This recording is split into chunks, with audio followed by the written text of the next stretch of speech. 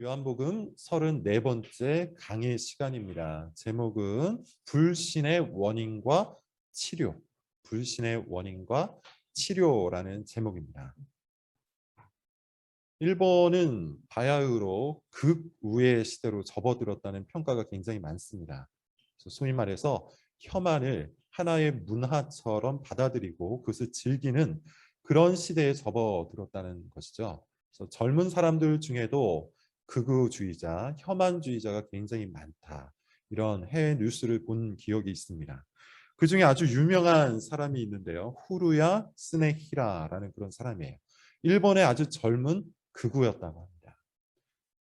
일본의 이 극우들의 특징 중에 하나가 역사를 수정한다는 것이죠. 그래서 이것을 역사 수정주의라고 보통 이야기하는데 역사적 사실이 있는데 그 역사적 사실을 어떻게 한다는 거예요? 자기네 입맛대로 교정하고 수정해서 받아들인다. 뭐 이런 뜻입니다. 그래서 일본이 분명 세계 제2차 대전 때 가해자의 역할을 했는데 지금은 그 역사를 많이 수정을 해서 마치 피해자인 것처럼 그렇게 생각을 한다고 하더군요. 그래서 줄기차게 미국에게 사과를 요구한답니다. 원폭의 피해자다. 이렇게 이야기하면서 미국에게 너희가 원자 폭탄을 우리에게 쏘았으니 우리에게 사과를 하라. 이렇게 이제 소위 말해서 피해자 코스프레를 한다고 해요. 이 수로야 히스네히야라는 이 젊은 일본의 극우도 마찬가지의 논리를 갖고 방송 출연을 해서 지속적으로 혐한을 했다고 해요. 그래서 혐한과 관련된 책을 무려 11권이나 썼다고 합니다.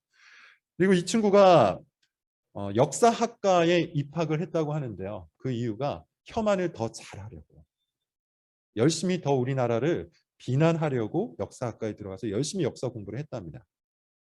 그런데 역사를 공부하는 중에 아주 극적인 회심이 일어났다고 그래요. 마음과 생각이 바뀌었다고 합니다.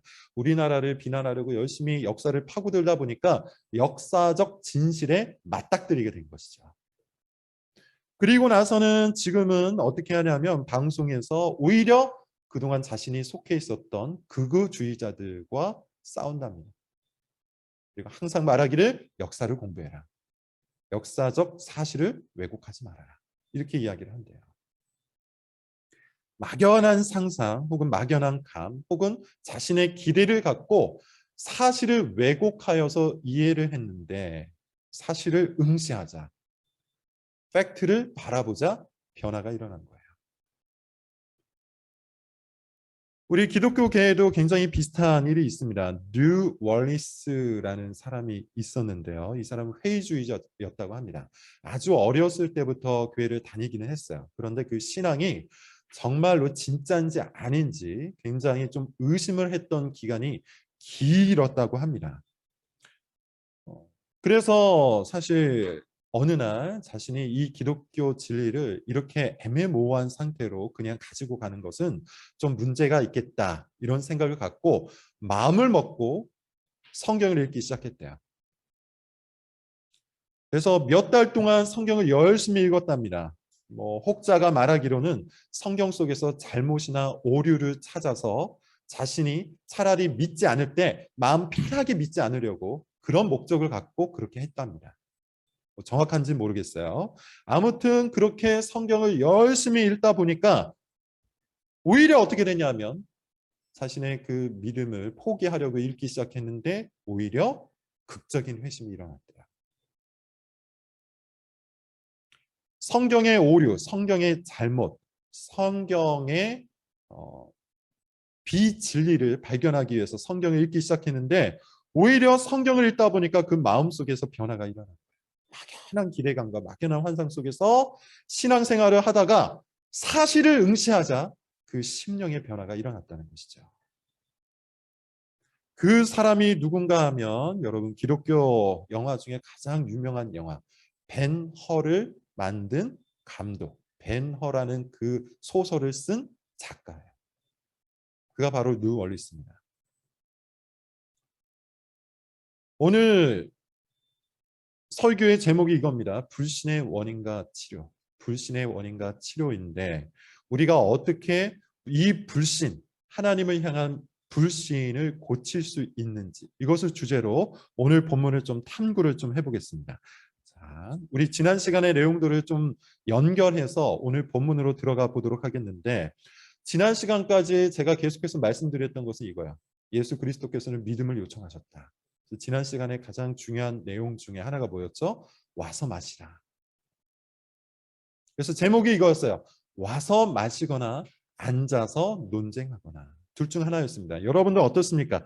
일주일 동안 여러분들은 정말 예수 그리스도를 향해서 가셨습니까? 아니면 여전히 저 멀찌감치 떨어진 채로 예수님을 그냥 바라만 보고 계셨습니까? 둘 중 하나를 분명히 했을 겁니다. 그러나 예수님은 여전히 지금도 성전에 서서 외치시는, 와서 마시라, 와서 먹으라, 와서 나를 믿으라, 이렇게 외치고 계신다는 겁니다. 결국 뭘 요청하고 있는 것이죠? 예수님은 믿음을 요청하는 거예요. 너희들이 저 멀찌감치 서서 막연한 상상과 막연한 기대와 막연한 환상을 갖고 그런 방식으로 신앙을 대하지 말고 나한테 직접 와서 나를 보고 나를 응시하고 나를 체험하라. 이게 예수님께서 요청하시는 믿음입니다. 오늘 본문은 이 요청, 예수님의 그 요청에 대한 반응들이 나오는데 사실 주요 인물은 부정적인 인물들이죠. 바리새인들이에요. 대제사장과 바리새인들이 예수 그리스도의 이 요청에 대해서 부정적으로 반응하는 그런 모습들이 나오는데 이미 알듯이 그들의 마음속에는 뭐가 뿌려져 있습니까? 불신의 씨앗이 뿌려져 있어요. 불신의 씨앗이 뿌려져 있기 때문에 그들은 예수님께서 아무리 이런 방식으로 외쳐도 듣지를 못했습니다. 이 바리새인들의 가장 커다란 특징에 대해서 예수님께서 이렇게 말씀하신 적이 있는데 우리 본문을 한번 찾아볼까요? 요한복음 5장 39절부터 40절입니다. 요한복음 5장 39절부터 40절 말씀. 이미 우리가 한번 살펴봤는데 한 번 더 보도록 하겠습니다. 우리 같이 읽어볼게요. 우리 가정에 계신 분들도 상황에 따라서 함께 읽으시면 되겠습니다. 시작. 너희가 성경에서 영생을 얻는 줄 생각하고 성경을 연구하거니와 이 성경이 곧 내게 대하여 증언하는 것이니라. 그러나 너희가 영생을 얻기 위하여 내게 오기를 원하지 아니하는도다. 바리새인들의 특징이에요. 어떻습니까? 그 특징이 어떠하다고 합니까? 성경을 알기는 안답니다. 성경을 연구하기는 연구한답니다. 그런데 그들의 특징이 뭐죠? 예수님께 가지 않아요. 그냥 그 자리에 멈춰 있어요. 꿈쩍도 하지 않는 거예요. 예수님께서 그토록 외치시는데, 예수님께서 그토록 많은 기적을 베푸시는데, 예수님께서 그토록 명확하게 나에게 오라고 말씀하시는데 오지 않는 겁니다. 성경을 보기는 봐요. 신앙생활을 하기는 해요. 종교생활을 하기는 해요. 그러나 그리스도께 가지 않아요. 예수님의 외침에 반응하지 않는 것이죠.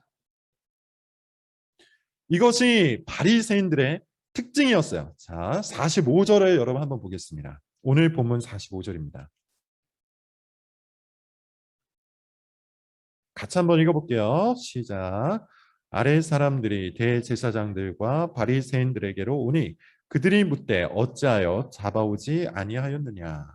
아래 사람들이 빈손으로 왔다고 이야기를 합니다. 여러분 32절을 보면 대제사장과 바리새인들이 아래 사람들을 보내서 예수님을 잡아오라고 이미 명령을 한 적이 있어요. 왜 그런 명령을 했죠?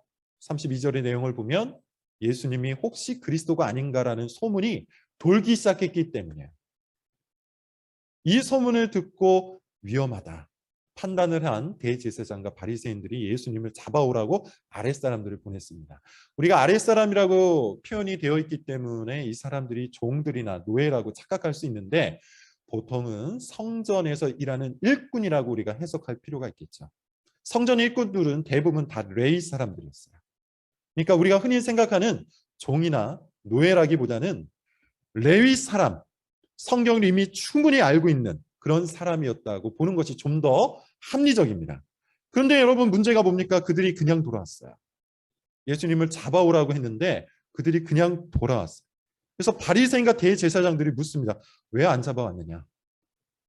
이에 대한 답변이 46절이죠. 46절을 우리 같이 한번 읽어볼게요. 시작. 아랫 사람들이 대답하되 그 사람이 말하는 것처럼 많은 사람은 이때까지. 아주 중요한 구절입니다. 별거 아닌 대화처럼 보이지만 사실 오늘 설교의 주제예요. 아주 중요한 이야기입니다. 왜 그들이 예수님을 안 잡아왔다고 했습니까? 예수님이 거부하거나 도망갔기 때문. 그렇게 이야기하지 않습니다. 무리들이 방해했기 때문이다. 그렇게 이야기하지 않아요. 그들이 예수님을 잡아오지 않은 이유는 예수님의 말씀을 듣고서 그들의 마음속에 뭔가 변화가 있었기 때문이에요. 그래서 그들이 스스로 판단하여 자발적으로 예수님을 잡아오지 않은 겁니다. 이렇게 이야기하잖아요. 그 사람이 말하는 것처럼 말하는 사람은 이때까지 없었나이다. 이 아랫 사람들은 레위 사람이 가능성이 높다고 했죠. 율법을 충분히 어느 정도 알고 있었던 사람들. 그래서 그들이 들어볼 때 예수님의 말씀에 틀린 것이 하나도 없었던 겁니다. 권위가 있었던 겁니다. 뭔가 달랐던 거예요. 그 말씀을 집중해서 들어봤더니 예수 그리스도를 응시해서 봤더니 그들의 마음속에 그들의 심경 속에 어떤 변화가 생겨났다는 이야기죠.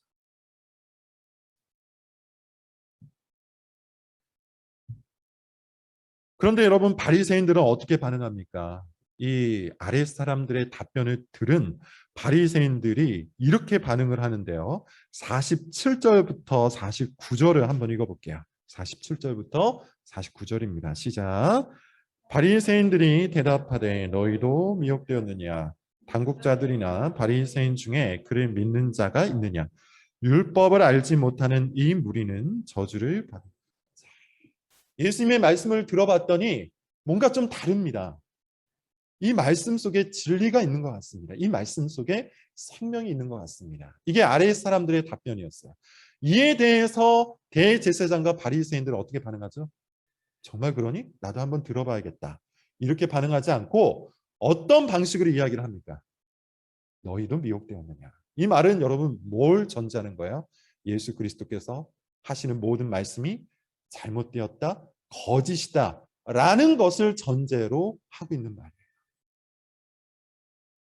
대제사장과 바리새인들은 이미 그들의 막연한 편견에 기대서 예수님을 판단하고 있는 겁니다. 예수님의 말씀을 제대로 들어본 적도 없어요. 예수님께서 행하시는 그 표적 의미를 제대로 탐구해 본 적도 없어요. 예수 그리스도를 온전한 마음으로 응시해 본 적도 없어요. 이미 자기들이 만들어 놓았던 그 편견 속에 예수님을 가두고 판단을 한 거예요. 너희도 미혹되었느냐. 예수님의 말씀을 들어볼 생각조차 하지 않았다는 것이죠. 그리고서는 이렇게 말합니다. 당국자들이나 바리새인들이 이 예수 그리스도의 말을 들은 사람이 있느냐. 무슨 의미입니까? 소위 말하는 지도층, 소위 말하는 학식이 많은 사람들은 예수님의 말을 듣지 않는다. 교만을 말하는 것이죠. 교만을 표출하고 있는 거예요. 너희처럼 무식하고 너희처럼 알지 못하는 사람들이나 예수님의 말씀을 듣고 예수의 말을 듣고 미혹당하는 거지. 나처럼 우리처럼 똑똑하고 지위가 높은 사람들은 예수의 말 따위 듣질 않아. 이게 그들의 표현이었던 거예요. 똑똑한 사람은 믿지 않는다. 나 같은 엘리트는 믿지 않는다. 나 같은 사회 지도층은 예수의 말에 현혹당하지 않는다. 그리고서는 이 아랫 사람들을 맹비난합니다. 뭐라고 얘기하죠? 저주를 받을 자다. 너희는 저주를 받을 자다. 비난하고 공격하고 적대하는 것이죠. 우리는 이 바리새인의 모습을 통해서 불신이라는 것, 믿음 없음에 대해서 살펴볼 수 있어요. 그들이 예수님을 믿지 못했던 이 불신의 근본적인 원인 어디에 있습니까? 적어도 본문에서는 그들의 편견 때문이라고 이야기해요. 편견이 뭐죠? 이미 마련된 사고 체계예요. 이미 만들어진 생각의 체계예요.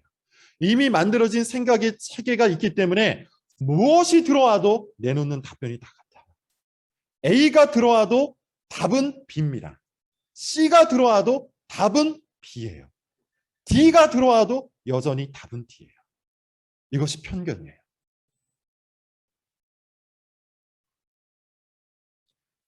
심리학 실험 중에 더닝 크루거 효과라는 것이 있습니다.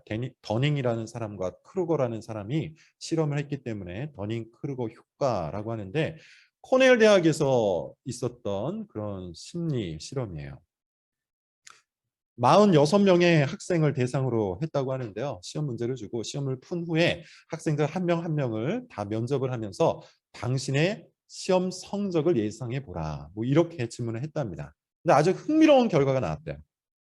성적이 높은 사람은 의외로 자기의 그 순위를 낮게 예상을 했는데, 성적이 낮은 사람은 오히려 자신의 순위를 높게 예상을 했답니다. 성적이 낮으면 낮을수록 자기의 순위, 자기의 그 성적 순위를 높게 예상을 했다는 거예요. 그래서 이 실험을 통해서 더닝과 크루거는 어떤 결론을 냈냐면, 아는 것이 없을 때 더욱더 자기 확신이 강하더라라는 결론을 내요. 아는 것이 없을 때 더욱더 자기 확신이 강하더라. 다시 이야기하면 모르고 무식할 때 편견이 더 강하다는 것이죠. 무지하고 무능력할수록 자기 자신은 확 과대평가를 하고 남은 깎아내리는 경향이 있더라는 거예요. 이것을 심리학에서는 뭐라고 얘기하냐면 인지평향이라고 해요. 인지편향. 무엇인가를 받아들이는 지적 능력의 한쪽으로 치우치는 것인데, 마찬가지로 심리학에서 자기 긍정 효과라고 얘기합니다. 모든 것들을 자기를 긍정하는 방식으로 이해하고 받아들이는 그런 효과를 말하는 것이죠. 무지할수록 편견이 강하더라. 사실 이것은 심리 실험이지만 성경이 말하고 성경이 지적하는 인간론과 일치합니다. 사람의 본능을 아주 잘 통찰한 실험이라는 거예요. 본문의 바리새인들을 여러분 한번 보십시오. 본문의 바리새인들은 예수님을 한 번도 제대로 응시한 적이 없어요. 예수님의 말씀을 한 번도 제대로 탐구해 본 적도 없어요. 다시 말하면 예수님에 대해서 무지했고 예수님에 대해서 아는 것이 없었음에도 불구하고 자기 확신이 강했죠. 예수님의 말씀을 이미 거짓으로 확정해 놓고 있었던 거예요. 그래서 너희가 그의 말에 미혹당했구나, 이런 판단을 할 수 있었던 겁니다. 그러면서 뭐라고 얘기하죠? 똑똑한 사람은 믿지 않는다. 나처럼 똑똑한 사람은 예수에게 현혹당하지 않는다. 뭡니까? 더닝 크루거 효과에 의하면 자기 자신을 과대평가하는 것이죠. 그리고 반면 예수님의 말씀을 듣고 와서 그 마음의 변화를 일으켰던 아랫사람들을 향해서 뭐라고 하죠? 너희는 저주받을 자로다. 더닝 크루거 효과에 의하면 남은 깎아내리는 거예요. 무지하면 무지할수록 막연함을 팩트로 여긴다는 것이죠.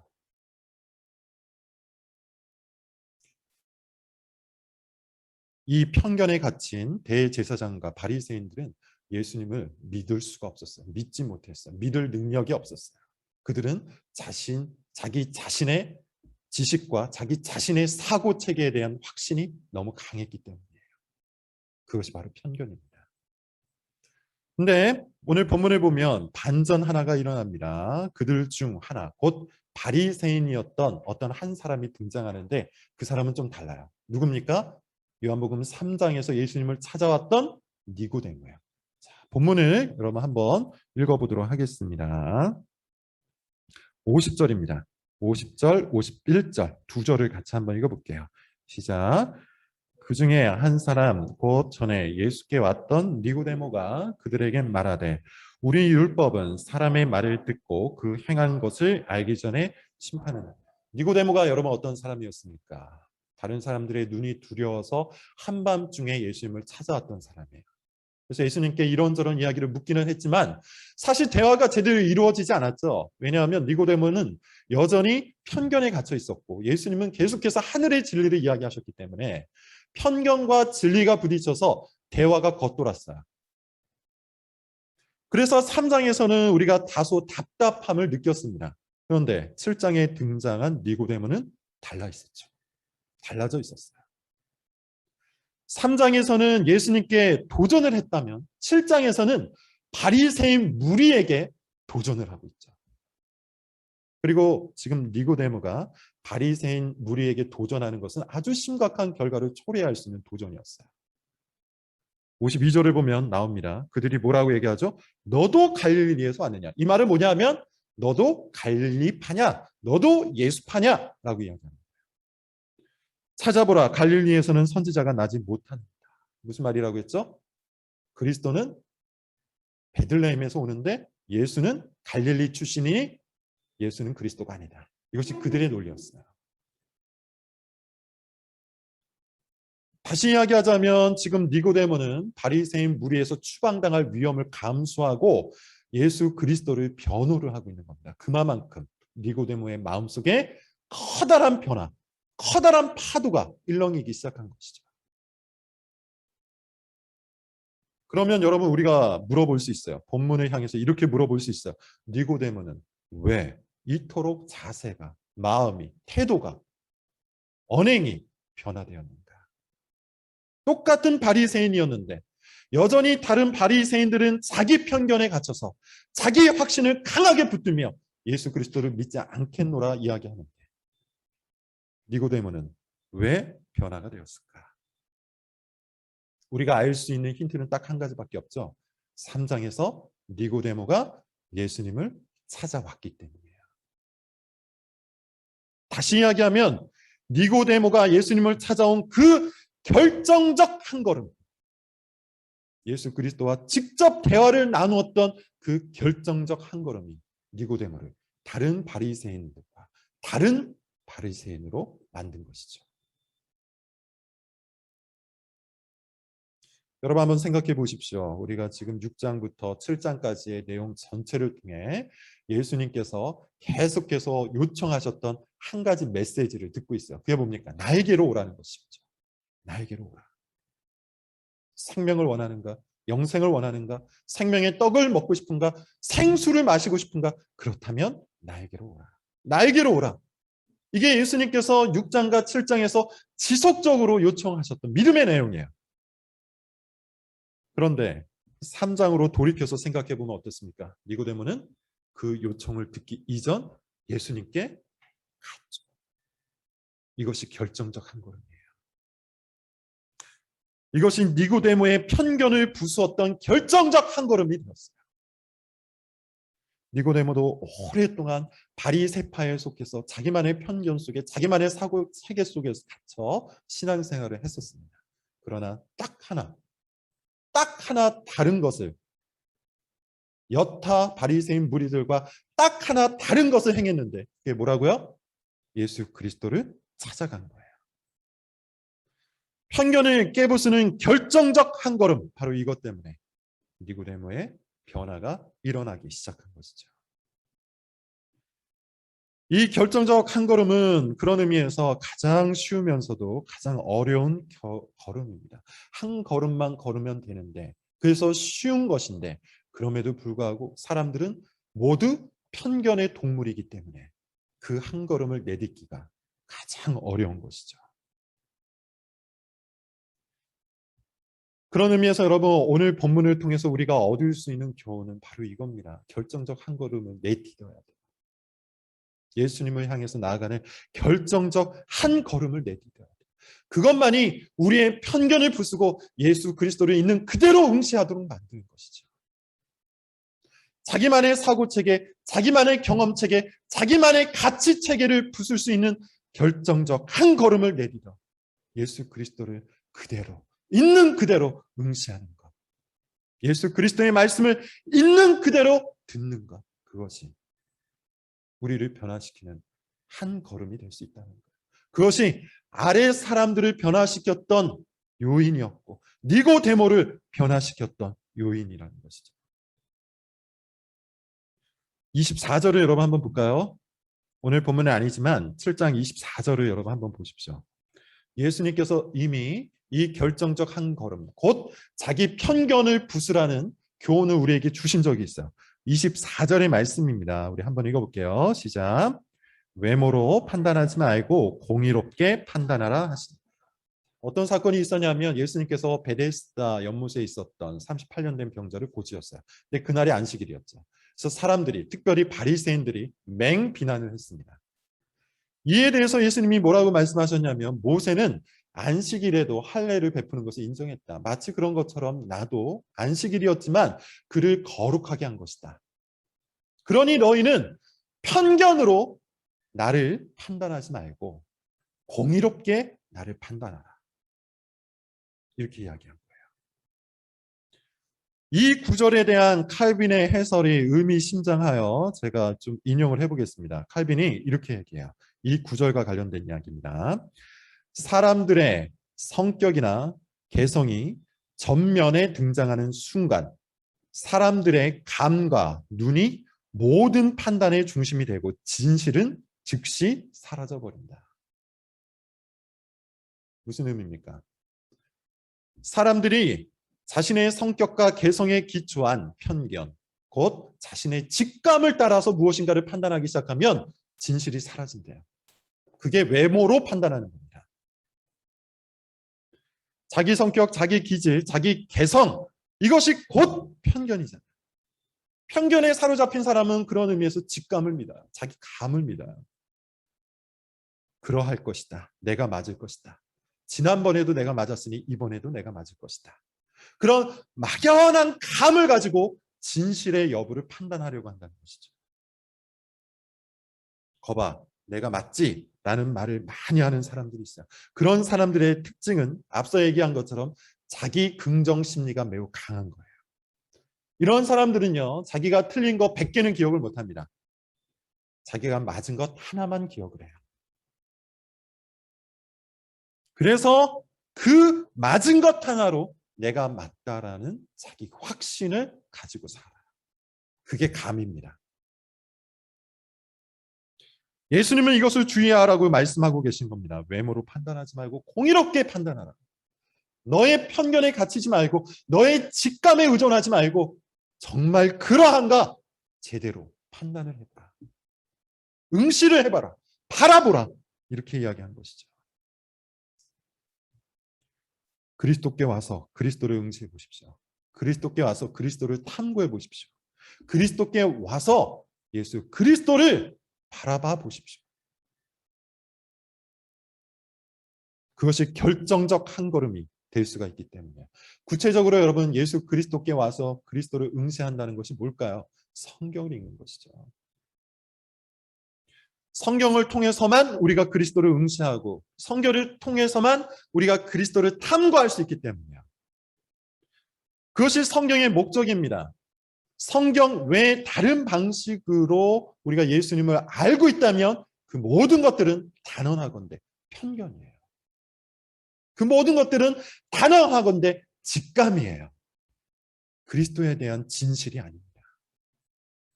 하나님께서는 성경 외에 다른 방식으로 예수 그리스도를 알리신 적이 없기 때문입니다. 마침 오늘 단순한 영성이라는 이 책이 성경을 다룹니다. 성경 읽기를 왜 해야 하고 성경 읽기를 어떻게 해야 하는지를 다루고 있어요. 여러분 한번 잘 읽어보시고 잘 나눠보시고 꼭 잘 실천해 보시기 바랍니다. 영생의 문제를 죽고 사는 이 문제를 감으로 결정할 수는 없잖아요. 영원한 생명과 영원한 심판의 이 문제를 편견으로 판단할 수는 없잖아요. 그리스도라는 진리를 응시하시기 바랍니다. 성경이라는 그 사실을 여러분 응시하시길 바랍니다. 사실을 응시하는 자는 아랫 사람들처럼 니고데모처럼 그 심령 속에 변화가 꼭 일어날 거예요. 니고데모와 같은 소망이 우리 모두에게 있을 수 있기 바랍니다. 예수 그리스도께 나아갔던 그 결정적 한 걸음 때문에 니고데모가 조금씩 부서지는 장면을 우리는 오늘의 본문부터 찾아볼 수 있어요. 앞으로 니고데모가 한두 번 더 나오는데 그때는 지금보다 더 달라져 있을 겁니다. 우리도 정말로 그러할 수 있기 바랍니다. 결정적 한 걸음. 니고데모와 같은 그 결정적 한 걸음. 그리스도에게로 가서 그리스도께 말씀을 듣고 그리스도를 응시하는 이 결정적 한 걸음이 여러분 인생 속에 꼭 있기를 바랍니다. 기도하겠습니다.